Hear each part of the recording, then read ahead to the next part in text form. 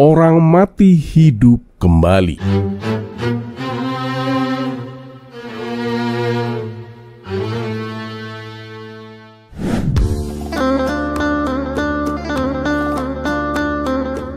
Assalamualaikum warahmatullahi wabarakatuh. Semoga semua kebaikan terlimpah kepada kita semua. Amin ya rabbal alamin. Pernahkah kamu mendengar pertanyaan yang begitu aneh sampai membuatmu berpikir keras, tapi malah tertawa sendiri? Begitulah yang terjadi pada Abu Nawas kali ini, ketika seorang ulama sombong mencoba menjatuhkannya dengan pertanyaan yang tidak masuk akal. Suatu pagi yang cerah di Baghdad, kota yang selalu sibuk dengan perdagangan, guru-guru agama, dan cerita rakyat, suasana istana terasa berbeda. Baginda Raja Harun ar-Rasyid sedang duduk di singgasananya, dikelilingi oleh para ulama dan cendekiawan dari berbagai penjuru. Mereka datang bukan hanya untuk bersilat ilmu, tetapi juga untuk menegaskan siapa yang paling pandai dan siapa yang paling benar dalam urusan kehidupan dan kematian. Di pojok aula besar duduk seorang pria yang terkenal cerdik, tapi kerap membuat orang garuk-garuk kepala karena kelucuannya. Dialah Abu Nawas. Ia tidak duduk rapi seperti para ulama lain, melainkan setengah bersandar di dinding sambil memainkan tongkat kecilnya, menggambar wajah kambing di tanah dan menguap lebar. Orang-orang yang mengenalnya tahu, meskipun terlihat santai, pikiran Abu Nawas sedang bekerja keras meramu jawaban yang cerdik yang bisa membuat orang tertawa atau tergagap karena malu. Hari itu, para ulama sedang membahas kematian dan kehidupan setelah mati. Mereka mengutip kitab-kitab, menyampaikan dalil panjang, dan sesekali saling menatap dengan tatapan menantang, seolah siapa yang bisa menjawab pertanyaan yang paling sulit, dialah yang paling bijak di hadapan Baginda Raja. Tiba-tiba seorang ulama muda berdiri. Ia mengenakan jubah indah berlapis 3, sorban mengkilap, dan ekspresi penuh percaya diri, bahkan cenderung sombong. Ia menatap Abu Nawas seolah ingin berkata, "Kamu pikir kamu cerdik? Mari kita buktikan." "Wahai Paduka," katanya lantang, "izinkan hamba mengajukan satu pertanyaan Paduka, yang bahkan orang paling bijak pun mungkin tak mampu menjawabnya." Baginda Raja Harun ar-Rasyid tersenyum dan menatap Abu Nawas dengan nada yang menggoda. "Nah, Abu Nawas, ini pasti menarik. Silakan ulama muda, ajukan pertanyaanmu. Aku ingin melihat bagaimana ia menjawab." Semua mata kini tertuju pada Abu Nawas. Bahkan beberapa pengawal menahan nafas. Ulama muda itu menatap Abu Nawas dengan tatapan yang menantang, lalu berkata, "Aku ingin bertanya satu hal. Mengapa orang mati tidak bisa bangkit lagi?" Aula mendadak sunyi. Pertanyaan itu terdengar sederhana, tapi jebakannya berlapis. Jika Abu Nawas menjawab dengan sembarangan, ia bisa dianggap menghina agama. Tapi jika ia menjawab terlalu serius, ia akan tampak kalah cerdas. Abu Nawas tersenyum kecil. Ia tahu ini bukan pertanyaan tentang ilmu, melainkan jebakan untuk mempermalukannya. Ia mengusap jenggotnya dan bergumam dalam hati, "Ulama muda ini pikir dia bisa menjebakku dengan satu pertanyaan bodoh. Kita lihat nanti siapa yang tertawa terakhir." Baginda Raja Harun ar-Rasyid menatap Abu Nawas, memberi isyarat agar ia menjawab, tapi seperti biasa dengan caranya yang tak terduga. Abu Nawas berdiri perlahan, tongkat kecilnya masih di tangannya. Ia menatap ulama muda itu dari ujung kaki hingga ujung kepala, lalu berkata dengan suara yang tenang, "Wahai tuan ulama, sebelum aku menjawab pertanyaanmu, izinkan aku menanyakan satu hal terlebih dahulu." Ulama muda itu mengerutkan keningnya, sedikit bingung, tapi ia mengangguk. "Oh, silakan, tapi cepat." Abu Nawas tersenyum lebar, melambaikan jubahnya sedikit seolah sedang mempersiapkan trik sulap. "Apakah engkau sendiri pernah mati?" Ulama itu terkejut. Ia menatap Abu Nawas dengan mata yang melebar.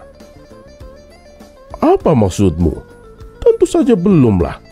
Siapa yang pernah mati dan kembali bisa bicara? Abu Nawas mengangguk pelan, seolah menyetujui jawaban sederhana itu.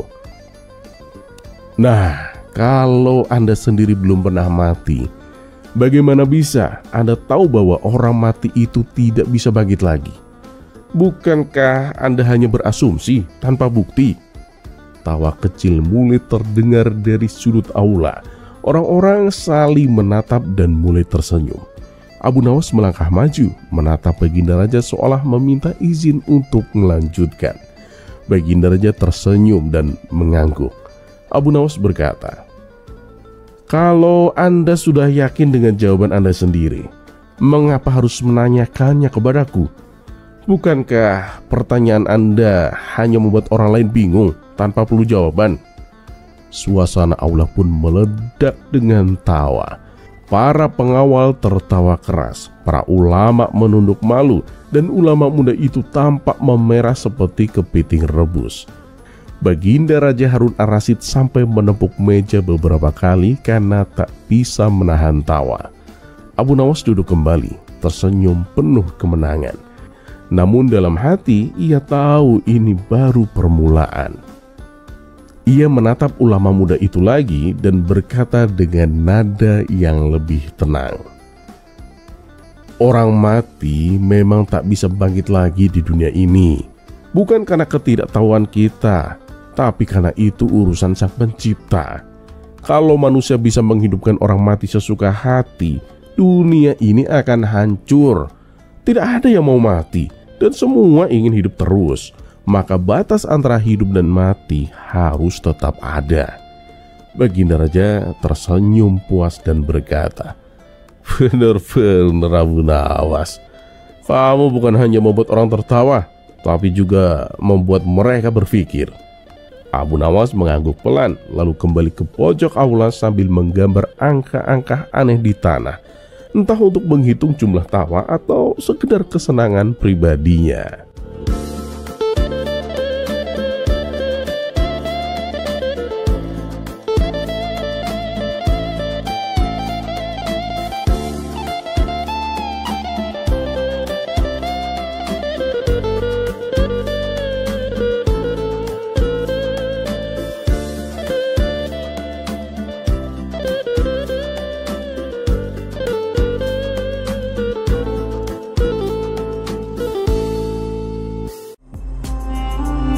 Kisah selanjutnya.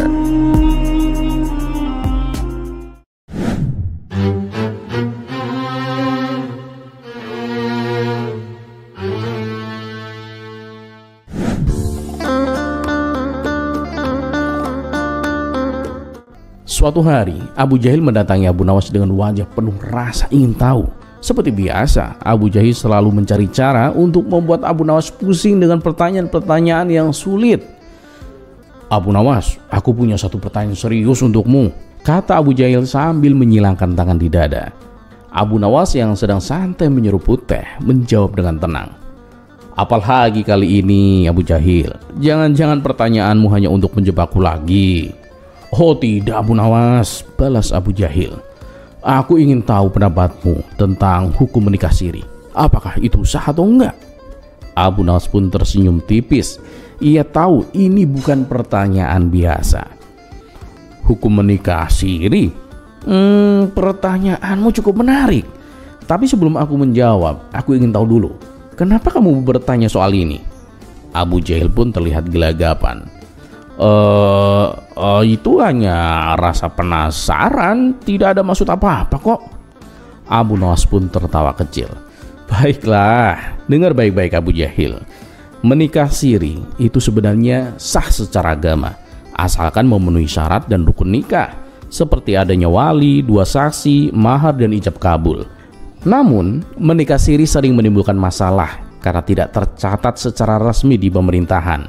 Jika terjadi masalah seperti perceraian atau hak waris, sulit untuk diselesaikan secara hukum."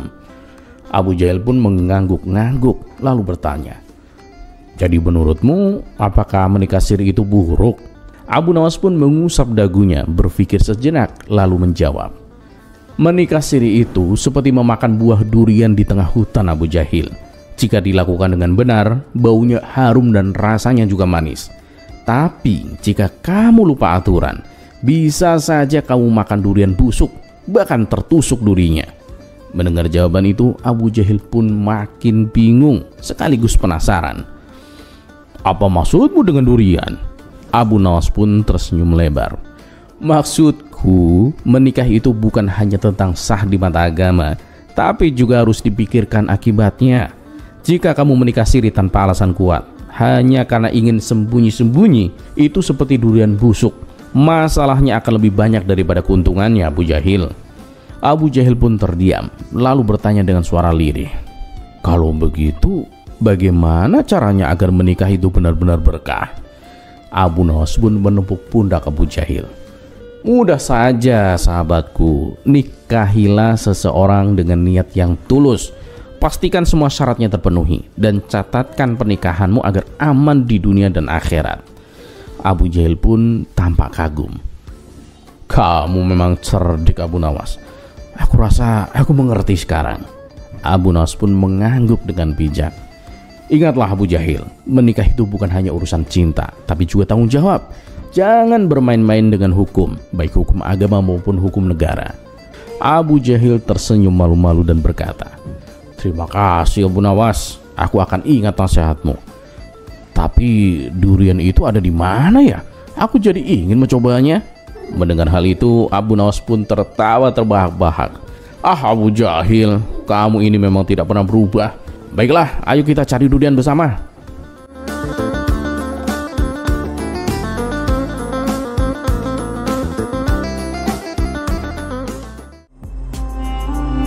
Kisah selanjutnya, menembus besi.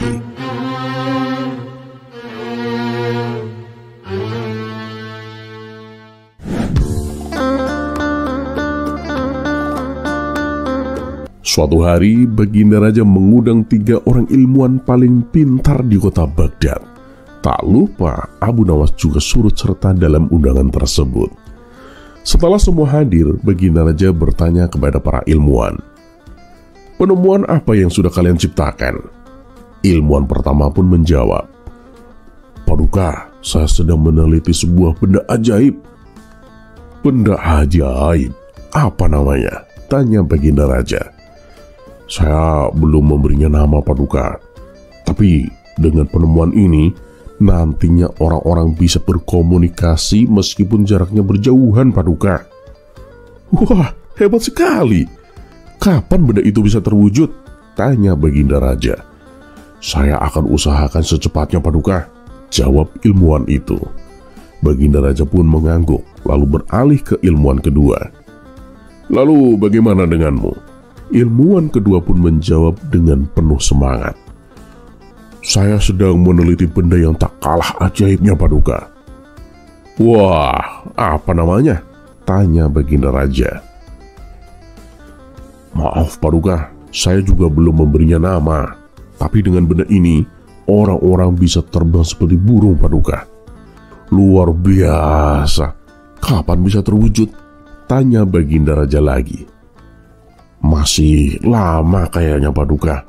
Penemuan ini sangat rumit, jawab ilmuwan kedua. Gak apa-apa, bagus-bagus.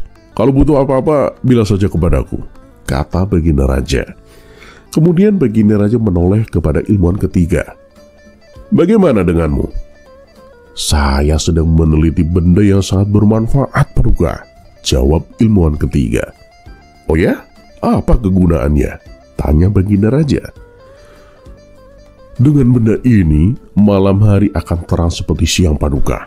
Ruangan istana Paduka akan terang benderang. Jalanan Baghdad pun bisa terang meskipun langit masih gelap, Paduka. Sungguh menakjubkan. Sudah kamu beri nama apa benda itu? Dan kapan akan jadi? Tanya Baginda Raja penasaran. Karena masih tahap penelitian, saya belum memberinya nama, Paduka. Dan saya juga belum bisa memastikan kapan terwujud, Paduka, jawab ilmuwan ketiga dengan bangga. Baginda Raja pun tersenyum puas. Kalian semua memang ilmuwan yang pintar. Saya bangga dengan kalian, ucap Baginda Raja. Ketiga ilmuwan itu pun saling memuji penemuannya masing-masing. Sementara Abu Nawas hanya duduk terdiam. Tiba-tiba salah satu ilmuwan meledek. Abu Nawas, bagaimana denganmu? Apa yang sudah kamu temukan? Jangan-jangan kamu menemukan benda yang bisa membuat keledai bernyanyi. Ilmuwan lainnya pun menimpali. Atau mungkin baling-baling ajaib? Mereka pun tertawa terbahak-bahak, termasuk Baginda Raja. Merasa dirinya dipermalukan, Abu Nawas pun segera mengeluarkan jurus cerdiknya.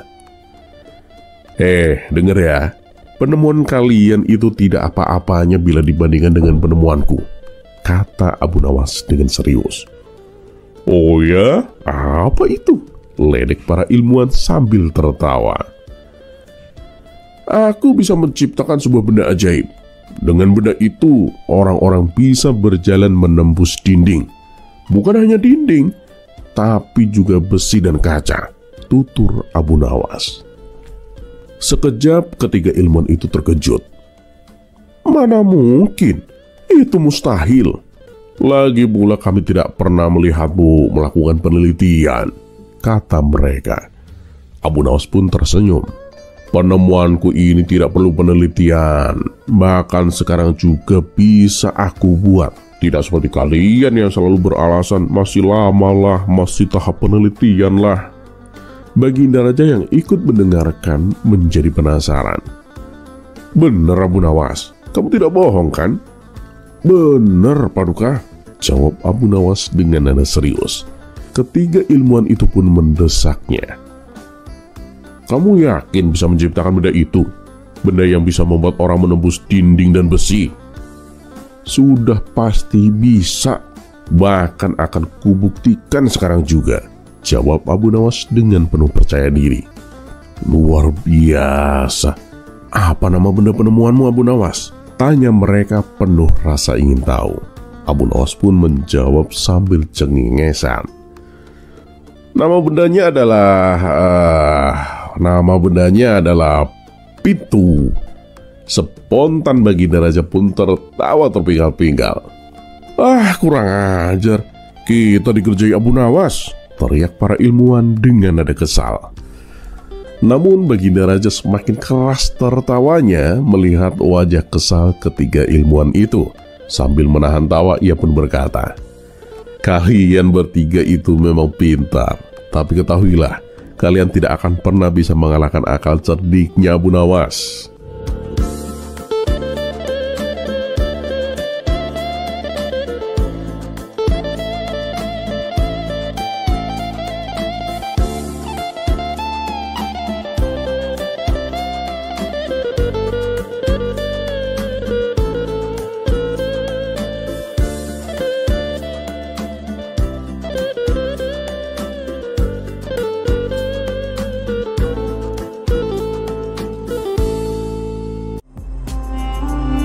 Kisah selanjutnya,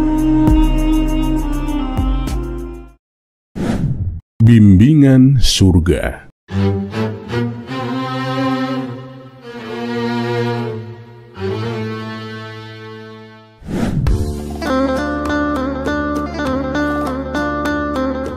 Dikisahkan di sebuah kampung seberang ada seorang rahib yang terkenal sangat religius. Orang-orang di sana menganggap bahwa ia bisa mengetahui hal-hal gaib. Dirinya pun menjadi panutan warga. Banyak yang datang meminta doa, bahkan ada juga yang meminta agar ia meramal masa depannya. Sang rahib sering berkata bahwa dialah jalan menuju surga.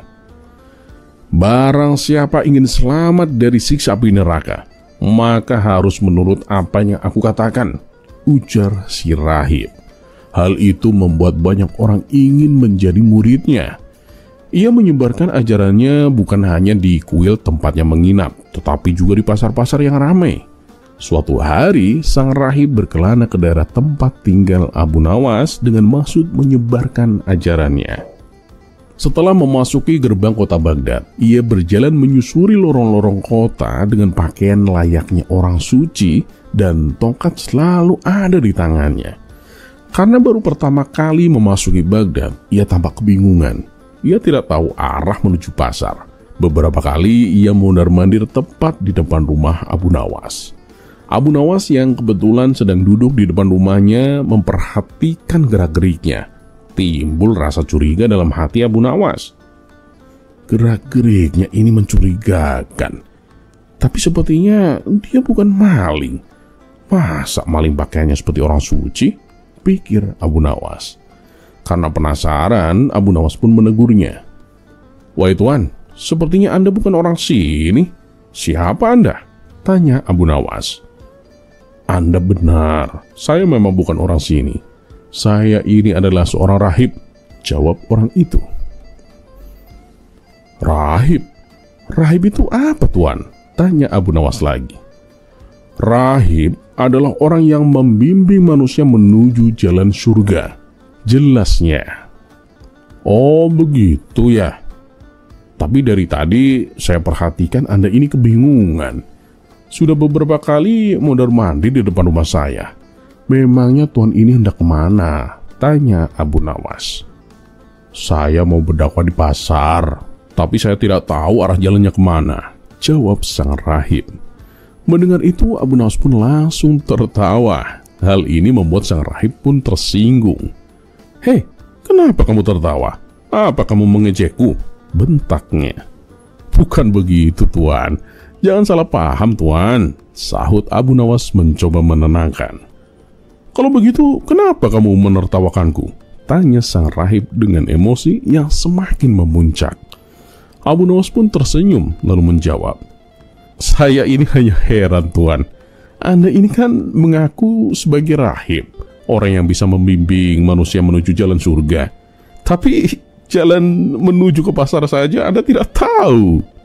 Sekejap wajah sang rahib berubah pucat menahan malu. Tanpa berkata-kata lagi, ia pun segera pergi meninggalkan Abu Nawas.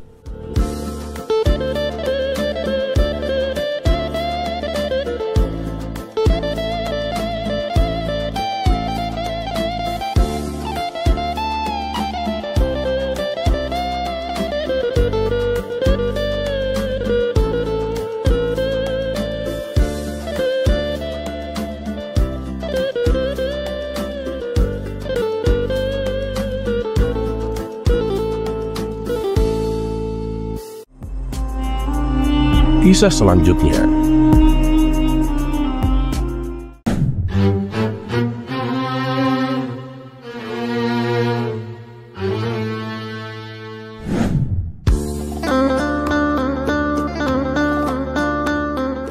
Ada saja akal cerdik Abu Nawas untuk mensiasati hukuman Baginda Raja.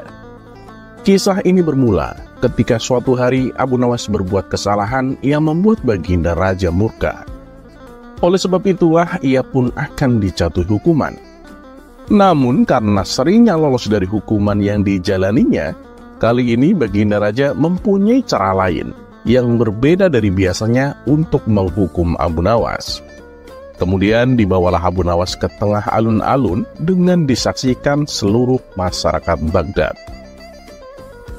"Hei Abu Nawas," seru Baginda Raja, "atas kesalahan yang kau perbuat, kamu dihukum harus menjadi gembel selama sebulan. Kamu harus tidur di jalanan. Kamu tidak boleh mengemis atau meminta-minta makanan kepada orang-orang.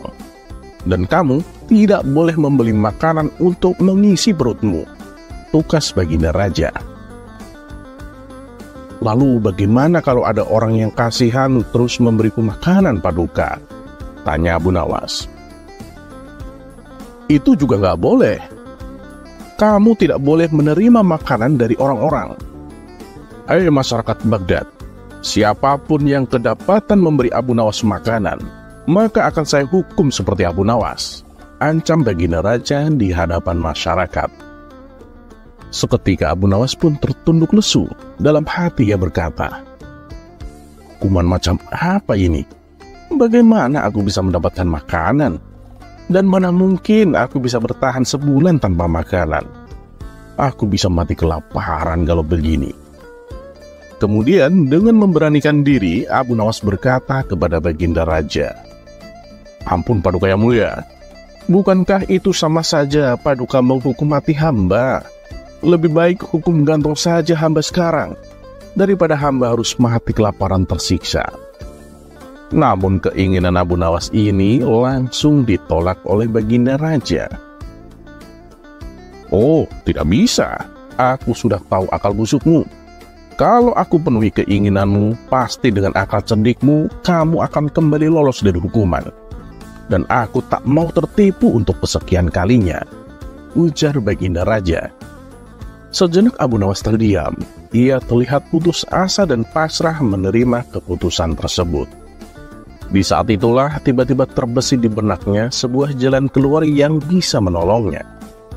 Ia pun meminta kepada Baginda Raja untuk mengajak keledainya ikut serta selama ia menjadi seorang gembel. Abu Nawas beralasan bahwa keledainya adalah satu-satunya hewan yang paling ia sayangi, bahkan melebihi rasa sayangnya kepada sang istri. Kalaupun ia meninggal nanti, setidaknya ia meninggal di samping keledai kesayangannya. Rupanya, keinginan Abu Nawas yang satu ini dikabulkan oleh Baginda Raja. Dan Baginda Raja juga menjanjikan hadiah uang sejumlah 1.000 dinar. Itu apabila Abu Nawas bisa bertahan hidup sampai 1 bulan ke depan. Ingat Abu Nawas, aku akan menyuruh prajurit untuk mengintaimu selama sebulan ini. Dan pada keesokan harinya, Abu Nawas mulai menjalani hukuman menjadi seorang gembel jalanan bersama keledai kesayangannya. Di hari pertama, Abu Nawas masih bisa bertahan tanpa makan dan minum. Di hari kedua, ia mulai merasakan haus dan lapar. Dan untuk menghilangkan rasa hausnya itu, ia meminum air di sungai yang jernih. Sementara keledainya dibiarkan makan rumput dan dedaunan, lalu ikut minum air di sungai tersebut. Di hari ketiga dan seterusnya, sekucur tubuh Abu Nawas mulai merasakan lemas. Ia sudah tak kuat menahan rasa lapar hanya dengan meminum air sungai. Dan disinilah Abu Nawas mulai menjalankan ide cemerlangnya. Ia pun mendatangi warung makan tempat biasa ia nongkrong. Hei kawan, hutangi aku 1 porsi nasi dan ayam bakar. Nanti bulan depan, aku akan membayarnya 2 kali lipat, pinta Abu Nawas. Waduh, maaf Abu Nawas. Bukannya aku tidak mau menolongmu, tapi aku sungguh tak bisa. Kau lihat sendiri kan, ada prajurit istana yang sedang mengintai kita. Kalau sampai aku menghutangimu makanan, aku bisa dihukum sepertimu Abu Nawas, tolak pemilik warung. Jangan khawatir kawan, makanan ini kan bukan untukku, tapi untuk keledaiku, ujar Abu Nawas.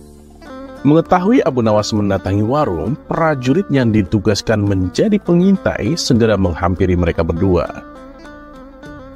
Oi Abu Nawas, sedang apa kamu? Tanya prajurit. Ini, aku beli makanan untuk keledaiku, jawab Abu Nawas. Mana ada keledai makan nasi dan ayam bakar, kata prajurit istana. Iya, aku tahu itu. Tapi masalahnya, aku sudah merasa beberapa hari mendatang ajalku tidak lama lagi menjemput. Aku akan mati kelaparan. Dan sebelum ini terjadi, aku ingin memberikan keledai kesayanganku hidangan yang enak-enak. Bukankah ini tidak melanggar peraturan? Jelas Abu Nawas. Baiklah, tapi awas, jangan sampai kamu berbohong. Dan kamu, pemilik warung, kalau sampai Abu Nawas ketahuan berbohong, kamu akan mendapatkan hukuman seperti Abu Nawas, ancam prajurit istana. Gimana nih Abu Nawas? Aku tidak berani menjual makanan ini padamu, kata pemilik warung gemetaran.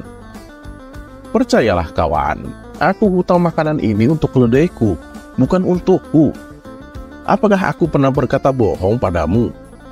Tegas Abu Nawas meyakinkan. Si pemilik warung tahu betul sifat Abu Nawas. Meskipun sering berbuat konyol dan usil, tapi Abu Nawas memang terkenal jujur dan tidak pernah berbohong. Oleh sebab itulah, si pemilik warung pun akhirnya memberi Abu Nawas nasi dan ayam bakar. Hari berikutnya, Abu Nawas kembali mendatangi warung tersebut untuk hutang makanan dengan menu yang sama. Hal ini Abu Nawas lakukan selama 1 bulan lamanya.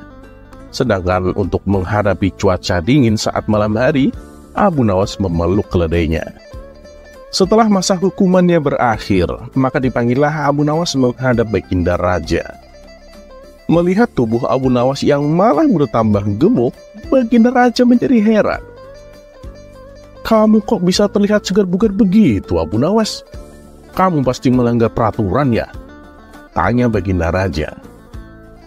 "Oh tidak, Paduka. Selama menjalani hukuman, saya selalu mentaati peraturan," jawab Abu Nawas. "Tapi kata prajurit yang aku tugaskan untuk mengintaimu, setiap hari kamu membeli nasi dan ayam bakar. Kamu pasti telah berbohong, Abu Nawas," hardik Baginda Raja. "Hamba sama sekali tidak berbohong. Begini, Paduka. Saya memang membeli makanan, tapi itu untuk keledaiku. Karena aku pikir sebelum aku mati kelaparan, aku ingin memberinya makanan yang enak-enak," jelas Abu Nawas. "Mana ada keledai makan nasi dan ayam bakar? Apa sebenarnya tujuanmu?" tanya Baginda Raja. "Paduka, dengan melihat keledaiku makan hidangan enak tersebut, setidaknya aku bisa mati dengan tenang, sambil membayangkan kalau aku yang memakan hidangan itu," ujar Abu Nawas. "Memang keledaimu mau memakannya?" tanya Baginda Raja. "Disitulah letak masalahnya, Paduka. Padahal saya sudah membujuknya berulang kali, tapi keledai saya malah memilih makan rumput. Dan mungkin karena merasa kasihan, keledai itu menyingkirkan makanannya tepat di hadapanku, seolah-olah ia memberikan isyarat bahwa makanannya ia berikan untukku. Ya tentu saja, aku pun segera memakannya," kata Abu Nawas menuturkan. "Kalau seperti itu, berarti kamu telah melanggar peraturan, Abu Nawas. Dan pemilik warung makan juga telah berani menentangku. Kamu dan pemilik warung makan akan aku hukum lebih berat lagi," tegas Baginda Raja. "Loh, sebentar. Salahnya di mana, Paduka? Bukankah Paduka mengatakan selama saya menjalani hukuman, saya harus di jalanan? Dan saya lakukan itu. Saya juga tidak mengemis atau meminta makanan kepada orang-orang. Dan saya juga tidak membeli makanan untuk mengisi perut saya. Tapi saya membeli makanan untuk keledai saya. Namun karena ia kasihan, lalu ia memberikannya kepadaku. Bukankah peraturan selanjutnya saya tidak boleh menerima pemberian makanan dari orang-orang? Tapi kalau yang memberi makanan adalah keledai, tentu itu tidak melanggar peraturan kan, Paduka?" kata Abu Nawas beralasan. Mendengar hal itu, Baginda Raja terdiam dan tak sanggup membantahnya. Berkat kecedikan Abu Nawas, ia pun akhirnya berhasil menjalani hukuman tanpa harus mati kelaparan. Dan sesuai perjanjian, Abu Nawas diberi hadiah 1000 dinar. Ia pun segera bergegas pergi ke pemilik warung untuk membayar hutangnya selama sebulan.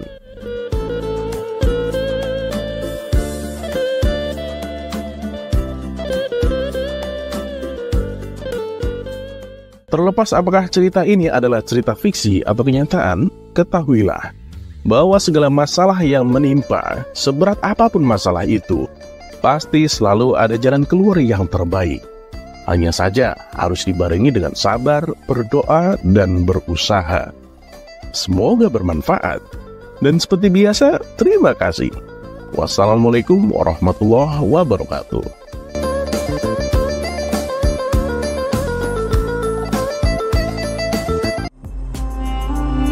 Kisah selanjutnya.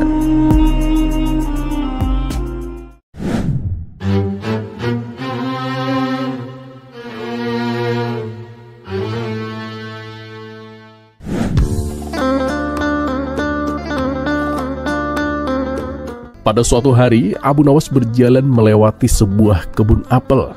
Ia menuntun keledainya dengan santai sambil bersenandung kecil. Cuaca cerah dan perutnya pun mulai terasa lapar. Saat matanya melirik ke arah kebun, ia melihat sebuah apel yang tampak matang menggoda menggantung rendah di dahan. Satu saja mungkin cukup buat ganjal perutku ini, gumam Abu Nawas. Ia pun membawa keledai yang mendekat. Dengan sedikit usaha ia berdiri di atas punggung keledai, lalu mengulurkan tangan ke arah apel. Namun belum sempat memetik, terdengar suara keras dari kejauhan. "Hei, mau ngapain kamu?"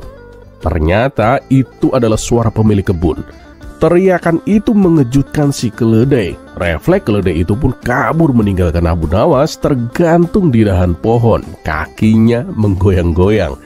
Pemilik kebun datang menghampirinya dengan nafas tersengal. "Ngaku saja, kamu pasti mau mencuri apel." Abu Nawas yang masih menggantung menjawab dengan santai. "Wah, Anda salah paham, Tuan. Saya sebenarnya cuma berdiri sebentar di atas keledai, tapi dia kabur sebelum saya sempat turun." Pemilik kebun itu pun menyipitkan matanya. "Jadi maksudmu kamu bukan pencuri?" Abu Nawas pun mengangguk. "Bukanlah, Tuan, saya ini korban keledai yang tidak tahu sopan santun." Pemilik kebun itu pun terdiam sebentar, lalu menggeleng sambil menghela nafas. "Yaudah, lain kali kalau mau apel tinggal bilang saja." Ia pun membantu Abu Nawas turun dari pohon. Dan meski tidak jadi makan apel hari itu, Abu Nawas melanjutkan perjalanannya sambil tersenyum. "Ya, setidaknya aku masih punya alasan untuk beli roti dari warung nanti," kata Abu Nawas pelan.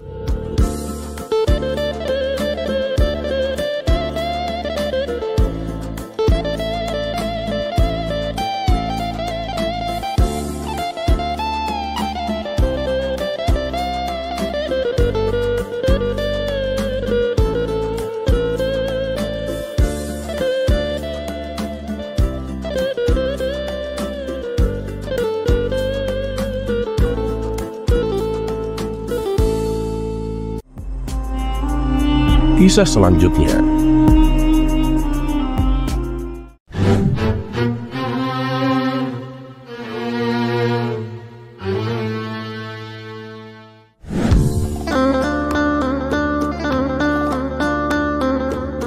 Pada suatu hari, Baginda Raja memanggil Abu Nawas ke istana. Baginda Raja merasa perlu melakukan sesuatu yang bermanfaat untuk rakyatnya, terutama bagi anak-anak yatim yang membutuhkan perhatian dan kasih sayang. Baginda Raja percaya bahwa Abu Nawas dapat membantu mewujudkan ide ini. "Abu Nawas, aku ingin mengadakan kegiatan santunan untuk anak-anak yatim di kerajaan kita. Aku ingin mereka merasa dihargai dan dicintai. Apa yang harus kita lakukan untuk membuat acara ini lebih berkesan, Abu Nawas?" tanya Baginda Raja. Abu Nawas dengan tersenyum dan kemudian berkata, "Paduka, itu memang niat yang sangat mulia. Nah, agar lebih berkesan, kita adakan pesta kecil untuk anak-anak yatim dengan makanan, permainan, dan hadiah. Namun yang paling penting, Paduka, kita harus memberikan waktu dan perhatian kita kepada mereka." Baginda Raja setuju dengan ide tersebut. Mereka mulai mempersiapkan acara santunan anak yatim. Mereka mengundang semua anak yatim di kerajaan dan menyediakan makanan enak, permainan seru, dan hadiah-hadiah yang menarik. Hari yang dinanti pun tiba. Istana dipenuhi oleh tawa dan keceriaan anak-anak yatim. Baginda Raja dan Abu Nawas berjalan di antara anak-anak, berbincang dan bermain bersama mereka. Anak-anak merasa sangat bahagia dan bersemangat karena mereka jarang mendapatkan perhatian seperti ini. Melihat kebahagiaan di wajah anak-anak yatim, Baginda Raja merasa sangat terharu. Setelah beberapa saat, Abu Nawas meminta perhatian semua orang. "Anak-anak, hari ini kita semua berkumpul untuk merayakan kebahagiaan bersama. Baginda Raja memiliki sesuatu yang ingin disampaikan kepada kalian." Baginda Raja tersenyum dan kemudian berkata, "Anak-anakku semua, aku sangat senang melihat kalian semua bahagia. Kalian adalah masa depan kerajaan ini, dan aku ingin kalian tahu bahwa kalian selalu dihargai dan dicintai. Hari ini aku belajar bahwa kebahagiaan sejati datang dari memberi dan berbagi dengan sesama." Salah satu anak yatim, seorang gadis kecil, mendekati Baginda Raja dan berkata, "Paduka, terima kasih telah mengundang kami. Kami sangat bahagia hari ini. Tetapi yang paling kami hargai adalah waktu dan perhatian yang Anda berikan kepada kami. Mendengar kata-kata gadis tersebut, Baginda Raja pun merasa sangat terharu. Dia menyadari bahwa makna sejati dari memberi bukanlah sekedar memberikan materi, tetapi juga memberikan waktu dan perhatian kepada mereka yang membutuhkan. Abu Nawas kemudian berkata, "Paduka, kebahagiaan yang kita rasakan hari ini adalah bukti bahwa kebaikan dan kasih sayang adalah hadiah terbaik yang bisa kita berikan. Anak-anak ini mungkin tidak memiliki banyak materi, tetapi mereka memiliki hati yang besar dan penuh kasih sayang." Acara santunan tersebut berakhir dengan penuh kebahagiaan. Anak-anak pulang dengan hati yang gembira dan penuh harapan. Baginda Raja dan Abu Nawas duduk bersama, merenungkan apa yang telah mereka pelajari hari ini. "Abu Nawas, aku sangat berterima kasih atas bantuanmu. Hari ini aku belajar bahwa memberikan perhatian dan kasih sayang adalah hal yang paling penting dalam hidup ini," kata Baginda Raja. Abu Nawas tersenyum dan kemudian menjawab, "Ya, benar Paduka. Memberi adalah salah satu cara terbaik untuk menemukan kebahagiaan sejati. Ketika kita memberi dengan tulus, kita juga menerima kebahagiaan yang tidak ternilai harganya."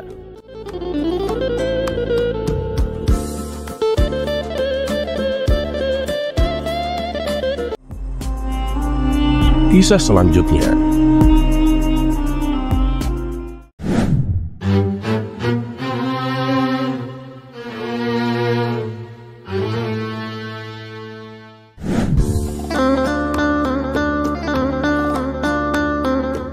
Pada suatu hari, Abu Nawas sedang berjalan-jalan di pasar menikmati hiruk-pikuknya. Di tengah keramaian, ia melihat seorang saudagar kaya yang terkenal dengan sifat serakah dan suka memanfaatkan orang lain demi memupuk hartanya sendiri. Saudagar ini langsung menghampiri Abu Nawas sambil menyampainya dengan nada mengejek. "Wah, Abu Nawas, ku dengar kamu punya akal licik untuk mendapatkan uang. Apa kamu punya trik baru untuk membuatku lebih kaya?" Abu Nawas dengan senyum khasnya menjawab, "Tentu Tuan Saudagar. Bagaimana kalau aku menjual sebuah bangunan yang sangat besar, mewah, dan tak ternilai harganya kepadamu?" Mendengar hal itu, mata saudagar langsung berbinar. "Bangunan apa? Di mana itu? Cepat katakan. Jika benar-benar berharga, aku pasti akan membelinya." Dengan tenang Abu Nawas pun berkata, "Ikutlah aku ke kota, Tuan Saudagar. Aku akan menunjukkan bangunan itu kepadamu. Semua orang mengaguminya." Saudagar yang penuh rasa ingin tahu mengikuti Abu Nawas hingga mereka tiba di depan masjid besar yang megah di tengah-tengah kota. Abu Nawas kemudian menunjuk masjid itu dengan percaya diri. "Nah, inilah bangunannya Tuan Saudagar. Masjid ini besar, kokoh, selalu ramai dikunjungi orang setiap hari. Jika kamu memilikinya, semua orang akan menghormatimu Tuan Saudagar." Saudagar itu pun memandangi masjid dengan kagum. Ia membayangkan dirinya memiliki bangunan yang megah itu, dihormati banyak orang, dan namanya dikenal luas. Dengan mata yang berbinar penuh nafsu, ia berkata, "Ah, benar juga. Masjid ini megah. Kalau aku memilikinya, aku akan semakin disegani." Abu Nawas pun tersenyum lebar dan menawarkan harga yang tinggi. "Baiklah, masjid ini kuberikan kepadamu dengan harga 100 keping emas Tuan Saudagar." Tanpa pikir panjang, saudagar itu pun menyetujui tawaran itu. Ia segera menyerahkan uangnya kepada Abu Nawas yang menerimanya sambil menahan tawa. Setelah transaksi selesai, Abu Nawas pergi dengan santai meninggalkan saudagar yang sibuk membayangkan kejayaan masa depannya. Dan keesokan harinya, saudagar itu kembali ke masjid dengan penuh rasa percaya diri. Ia berniat memberikan pengumuman bahwa masjid tersebut kini menjadi miliknya. Namun saat ia mulai berbicara, orang-orang di masjid memandangnya dengan kebingungan. Dan ketika ia mengatakan akan menaikkan sewa bagi yang mereka beribadah, suasana masjid mendadak berubah menjadi ribut. "Apa maksudmu? Ini masjid, rumah ibadah, bukan properti yang bisa disewakan," teriak salah seorang jemaah. "Gila kamu, masjid adalah milik umum, bukan milik pribadi," tambah yang lain. Saudagar itu panik. Ia tak menyangka reaksinya akan seperti itu. Orang-orang terus marah dan mengusirnya dari masjid. Dengan wajah merah padam, ia segera berlari mencari Abu Nawas untuk meminta penjelasan. Ketika akhirnya menemukan Abu Nawas di kedai kopi, ia langsung mengamuk. "Abu Nawas, kamu menipuku. Kamu menjual masjid padaku, padahal itu milik umum." Abu Nawas tetap tenang sambil menyeruput kopinya. Ia menjawab dengan suara yang santai. "Tuan saudagar, siapa yang menipumu? Aku kan hanya bilang masjid itu tak ternilai harganya dan dihormati oleh semua orang. Kamu sendiri yang salah mengartikan ucapanku." Saudagar itu semakin marah. "Tapi kamu mengambil 100 keping emasku." Abu Nawas pun tersenyum licik. "Benar, tapi siapa yang memaksamu? Kamu yang terlalu serakah dan ingin memiliki sesuatu yang jelas-jelas bukan milikmu. Bahkan ketika aku memberimu kesempatan untuk berpikir, kamu langsung setuju tanpa bertanya. Bukankah ini salahmu sendiri?" Orang-orang di sekitar yang mendengar percakapan itu pun tertawa terbahak-bahak. Saudagar kaya yang sombong itu akhirnya terdiam. Ia sadar bahwa keserakahannya telah mempermalukannya di depan banyak orang. Dengan hati yang penuh rasa malu, saudagar itu pergi dari sana tanpa bisa berkata apa-apa. Sementara itu, Abu Nawas melanjutkan harinya dengan santai menikmati keuntungan dari kecerdikannya. Sejak hari itu, saudagar tersebut belajar bahwa keserakahan hanya akan membawa kehancuran. Sementara Abu Nawas sekali lagi membuktikan bahwa kecerdikan selalu menang melawan keserakahan.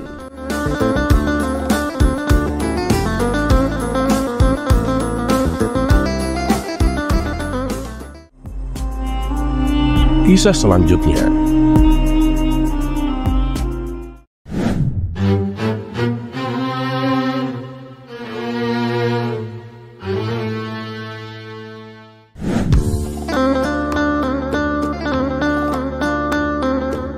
Di suatu pagi yang cerah, Abu Nawas memulai aktivitasnya dengan berjalan-jalan keliling kampung. Di tengah perjalanan, ia mendapati sebuah rumah milik warga yang memiliki seekor keledai. Keledai tersebut sedang disiksa oleh majikannya. Meskipun si keledai berteriak kesakitan, sang majikan tetap memukulinya tanpa ampun. Sungguh keledai yang malang. Ia memiliki majikan yang jahat, pikir Abu Nawas. "Hei kawan, hentikan perbuatanmu," seru Abu Nawas. "Ini urusanku dengan keledaiku. Jangan ikut campur kamu. Kalau kamu ingin menolongnya, beli saja keledai ini. Aku akan menjualnya dengan harga yang murah," jawab pemilik keledai. "Baiklah tuan, aku akan membelinya," balas Abu Nawas. Dan setelah transaksi selesai, Abu Nawas membawa keledai itu pulang ke rumah. Namun ternyata keledai yang dibeli Abu Nawas bukanlah keledai biasa. Ia sering menggigit Abu Nawas dan kadang juga menendang. Dan ketika malam tiba, ia sering meringkik keras tanpa sebab, membuat tidur Abu Nawas terganggu.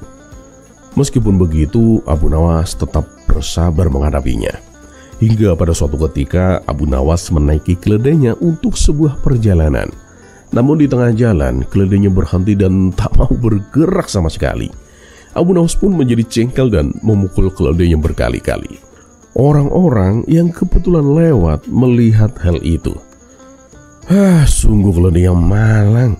Ia mendapat penindasan dari Abu Nawas, ucap salah satu dari mereka. Yang lain pun menimpali. "Benar itu, setiap malam aku juga mendengar ringkihannya. Dia pasti disiksa Abu Nawas." Kabar tentang perilaku Abu Nawas terhadap keledainya dengan cepat menyebar di seluruh masyarakat. Hingga pada suatu ketika saat Abu Nawas berada di pasar bersama keledainya, ia mendengar bisikan orang-orang. "Nah itu, keledai yang malang dan bernasib sial." Dalam hati Abu Nawas pun berkata, "Aku harus memperlihatkan kepada mereka siapa sebenarnya yang bernasib sial, aku atau keledaiku." Abu Nawas pun turun dari punggung keledai dan berteriak, "Ayo, siapa yang mau membeli keledai ini? Silakan datang kemari." Orang-orang pun mulai berkerumun. Seorang lelaki berkata, "Akhirnya Abu Nawas mengakui bahwa keledainya jinak dan baik. Seandainya aku punya uang, pasti aku beli." Yang lain pun bertanya, "Berapa kamu menjualnya?" "Ya, harga murah lah. Ayo, siapa yang mau membelinya?" jawab Abu Nawas. Seorang lelaki maju ke depan dan mencoba menyentuh mulut keledai untuk memeriksa umurnya. Dan tiba-tiba ia berteriak kesakitan karena digigit keledai itu. Dengan tangan yang masih berdarah, ia pun memegang Abu Nawas. "Ya Abu Nawas, aku tidak akan melepaskanmu sampai kita menghadap Tuan Hakim, Abu Nawas." Dan sesampainya di hadapan Tuan Hakim, lelaki itu pun berkata, "Tuan Hakim, keledai Abu Nawas menggigitku sampai berdarah, Tuan. Saya minta ganti rugi." Hakim pun bertanya, "Benarkah demikian, Abu Nawas?" "Benar, Tuan Hakim," jawab Abu Nawas. "Lalu kenapa kamu membiarkan keledaimu menggigit orang?" tanya sang hakim. "Jadi begini, Tuan Hakim," jelas Abu Nawas. "Tadinya mereka ini mencemoohku, Tuan Hakim. Katanya aku suka menyiksa keledai yang jinak. Lalu orang ini berniat membelinya. Tapi begitu dia menyentuh mulut keledai, langsung digigit sampai berdarah, Tuan Hakim." "Ya, kamu tetap bertanggung jawab atas keledaimu, Abu Nawas. Karena kamu tahu wataknya. Kamu harus membayar denda 20 dirham, ucap Tuan Hakim memutuskan. Abu Nawas pun membayar dendanya, lalu kembali ke pasar bersama keledainya. Dan di pasar ia kembali berteriak, "Ayo, siapa yang mau membeli keledaiku?" Orang-orang pun kembali berkerumun. Seorang laki-laki bertanya, "Berapa kamu menjualnya, Abu Nawas?" "Ya, barusan aku membayar denda 20 dirham. Kalau kamu sanggup membayar 20 dirham, aku akan memberikan keledaiku," jawab Abu Nawas. Lelaki itu pun mulai memeriksa keledainya. Namun ketika hendak menyentuhnya, keledai itu langsung menendang kuat dengan kedua kaki belakangnya. Lelaki itu tersungkur ke tanah sambil berteriak kesakitan dan meminta bantuan. "Keledaimu itu tidak akan laku, Abu Nawas. Dia suka menggigit dan menendang," kata orang-orang di pasar. Kini Abu Nawas berdiri dan berbicara di hadapan mereka. "Nah itu, sekarang kalian sudah tahu kan siapa sebenarnya yang bernasib sial? Aku atau keledaiku? Sebenarnya aku tidak berniat menjualnya. Aku hanya ingin kalian merasakan apa yang aku alami. Aku juga sering digigit, aku juga sering ditendang. Tapi kalian selalu menilaiku saat aku memukul keledai itu, tanpa pernah bertanya kenapa aku melakukannya." Orang-orang pun terdiam merenungi kata-kata Abu Nawas.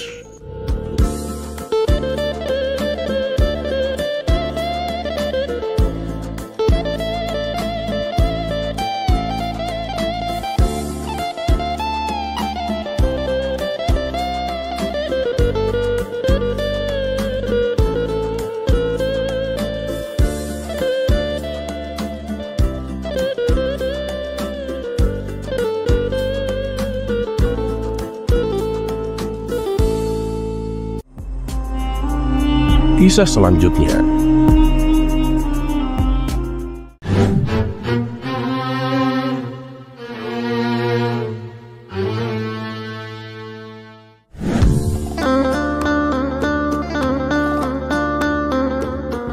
Dikisahkan suatu hari di sebuah desa yang damai, Abu Nawas yang sedang jalan-jalan di pasar, tiba-tiba seorang ulama mendekatinya.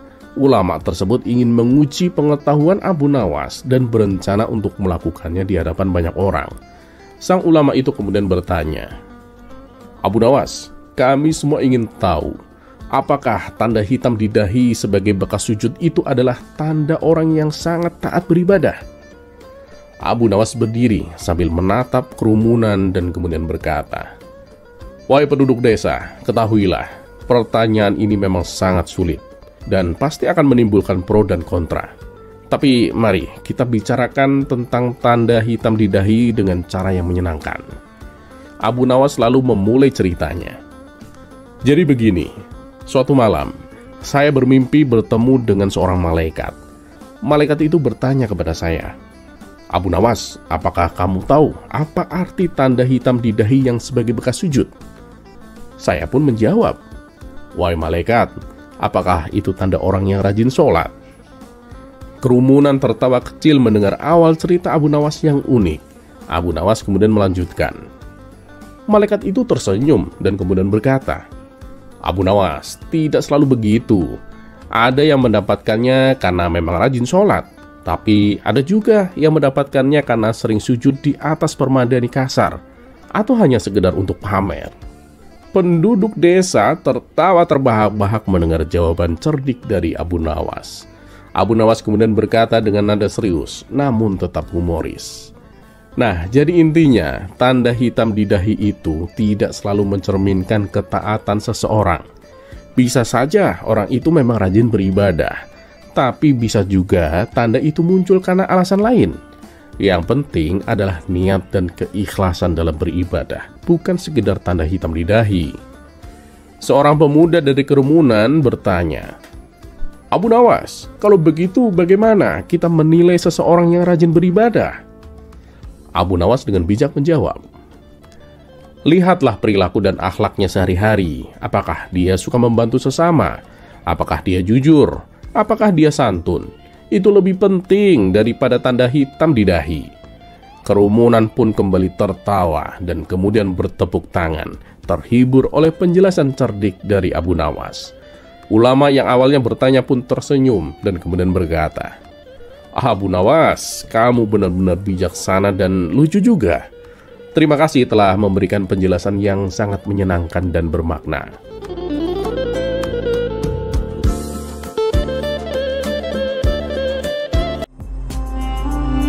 Kisah selanjutnya.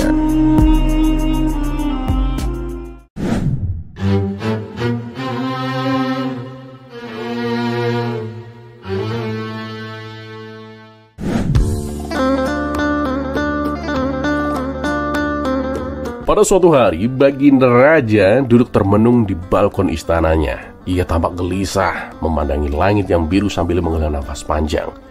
Pikiran tentang masa depan kerajaannya pun terus menghantuinya.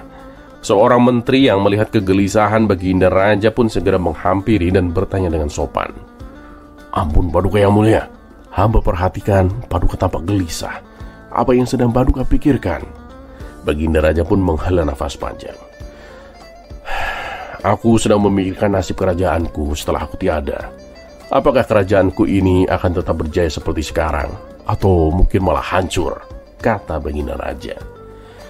Andaikan aku seperti Nabi Daud atau Nabi Sulaiman yang mampu memimpin kerajaan hingga usia tua. Sang menteri pun tersenyum bijak.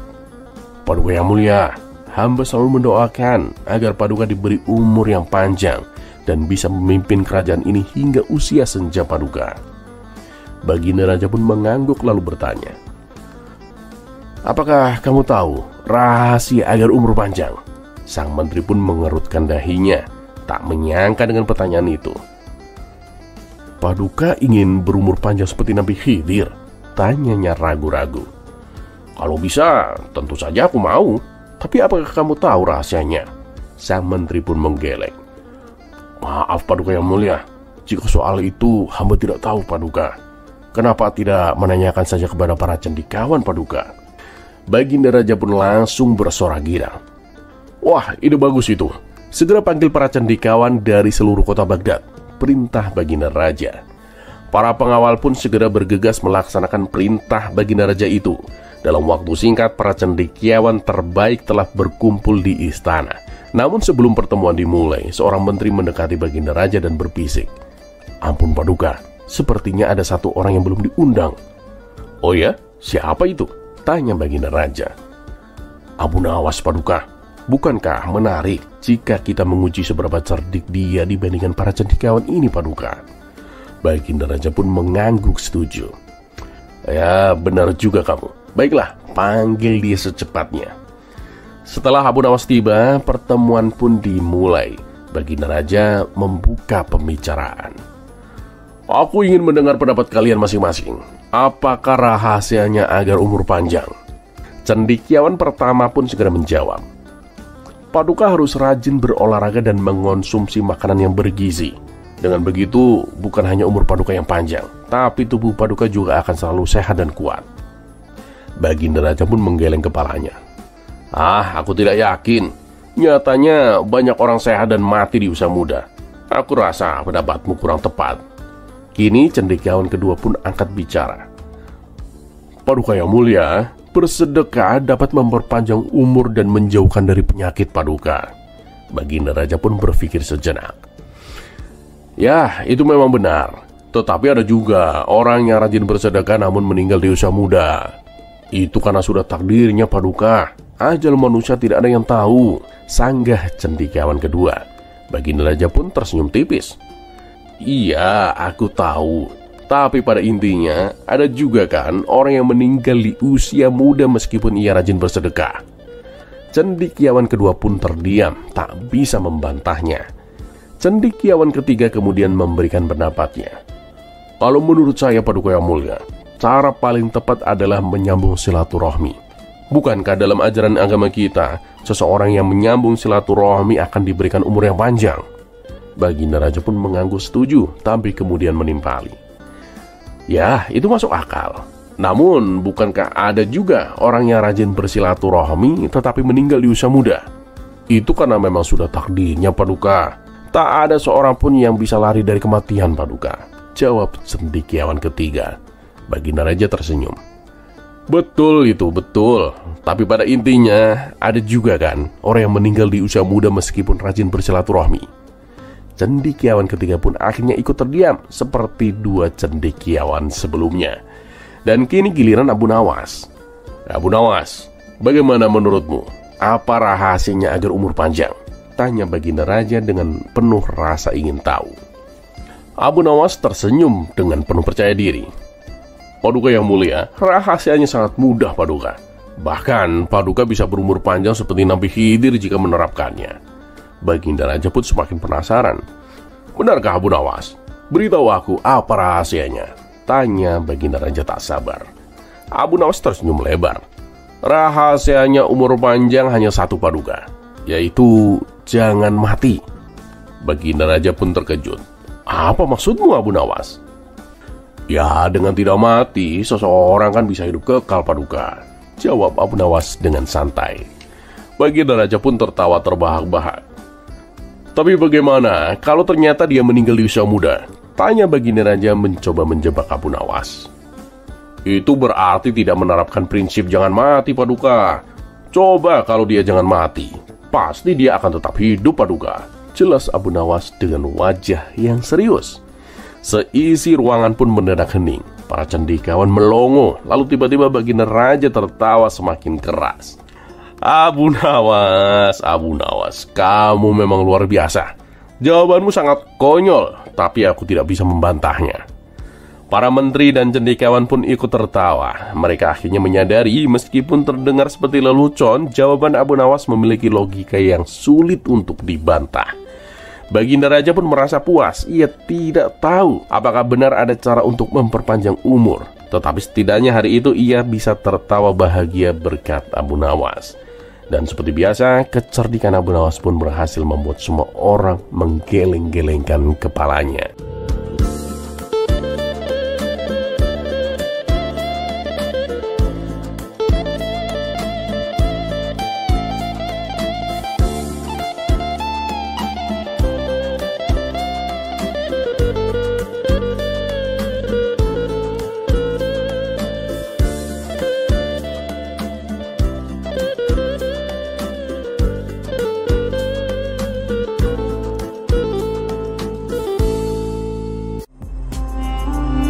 Kisah selanjutnya.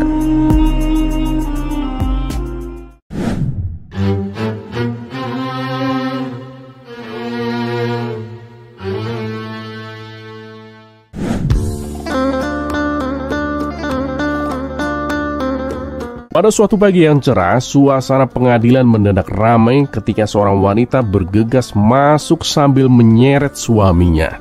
Wajahnya merah padam menahan amarah. Tuan Hakim, saya menuntut keadilan, Tuan, serunya dengan lantang. Di hadapan Abu Nawas yang saat itu menjabat sebagai hakim, wanita itu pun menunjuk suaminya dengan penuh emosi. Suami saya telah berbuat aniaya. Dia menggigit telinga saya, Tuan. Para hadirin yang memenuhi ruang sidang langsung terkejut. Mereka saling berbisik, membayangkan bagaimana mungkin seseorang tega menggigit telinga istrinya sendiri. Namun sang suami tak tinggal diam. Dengan wajah polos ia pun menggeleng keras. Tidak, Tuan Hakim, dia menggigit telinganya sendiri, bantahnya tanpa ragu. Seisi ruangan pun langsung riuh. Beberapa orang bahkan tertawa tertahan. Sang istri pun mendelik marah. Mana mungkin? Coba lihat, mana ada orang yang bisa menggigit telinganya sendiri. Abu Nawas yang sejak tadi menyimak menepuk meja untuk menenangkan suasananya. "Saya harap kalian tenang. Kalau terus bertengkar, bagaimana saya bisa mengambil keputusan dengan adil?" katanya dengan suara tegas. Ruangan yang tadinya gaduh pun perlahan menjadi sunyi. Setelah berpikir sejenak, Abu Nawas pun bertanya, "Apakah ada saksi yang melihat kejadian ini?" Keduanya pun serempak menjawab, "Tidak ada, Tuan Hakim. Waktu itu hanya kami berdua." Abu Nawas pun mengangguk. "Baiklah, beri saya sedikit waktu. Saya akan mencari tahu siapa yang benar." Tanpa menjelaskan maksudnya, Abu Nawas pun bangkit dari kursinya dan masuk ke ruang belakang. Orang-orang mulai bertanya-tanya apa yang hendak dilakukan oleh sang hakim cerdik itu. Di dalam kamar, Abu Nawas pun berdiri di depan cermin dan mulai mencoba eksperimen yang konyol, yaitu menggigit telinganya sendiri. Ia memiringkan kepalanya ke kanan, lalu ke kiri. Ia menarik telinganya dengan tangannya, mendorong lehernya sejauh mungkin hingga akhirnya bruk! Abu Nawas pun kehilangan keseimbangan dan jatuh tersungkur. Kepalanya terbentur meja dan meninggalkan memar di dahinya.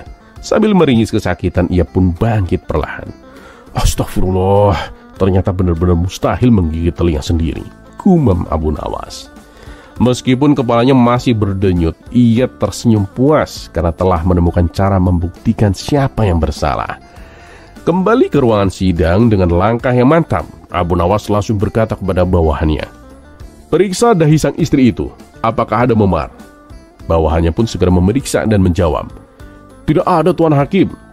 Abu Nawas pun tersenyum dan mengetuk meja. "Dengan ini saya menyatakan bahwa sang istri tidak mungkin menggigit telinganya sendiri. Itu berarti suaminya bersalah dan harus dihukum." Sang suami pun terperanjat. "Loh, apa buktinya saya bersalah, Tuan Hakim? Bagaimana bisa Anda mengambil keputusan seperti itu?" Abu Nawas pun dengan tenang menjawab, "Tadi aku mencoba menggigit telingaku sendiri, dan lihat hasilnya." Ia pun menunjuk dahinya yang memar. Kalau benar istrimu menggigit telinganya sendiri, pasti dahinya juga memar. Tapi nyatanya tidak. Jadi jelas siapa pelakunya. Seisi ruang sidang pun langsung tertawa terbahak-bahak. Sementara itu sang suami pun hanya bisa pasrah menerima hukuman. Sebelum meninggalkan ruangan sidang, Abu Nawas pun bergumam pelan sambil mengelus dahinya yang masih nyeri. Siapa sangka jadi hakim bisa beresiko memar begini.